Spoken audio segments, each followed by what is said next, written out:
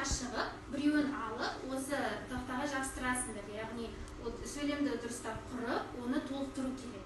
Түсінікті ма? Яғни, дұрыс сөйлемді құрайсыңдар, сосын оны толықтырасыңдар.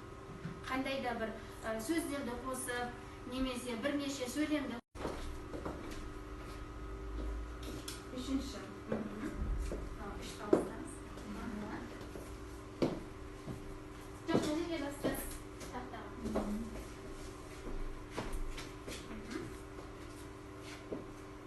Ал біз тексереміз қазір.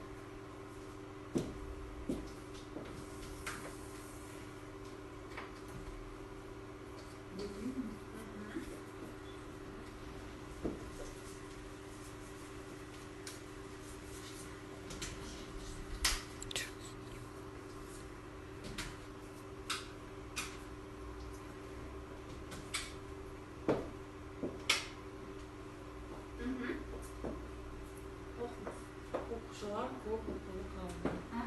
Осы сөйлемді қалай толықтыруға болады? Тағы да бірнеше сөз қосып, әлде сөйлемдерді қосуға болады.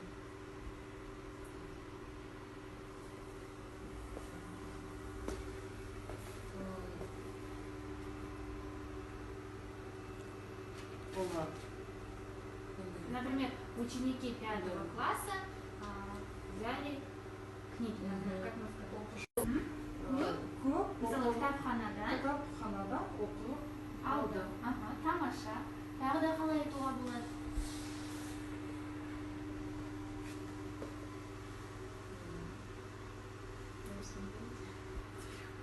Переводить.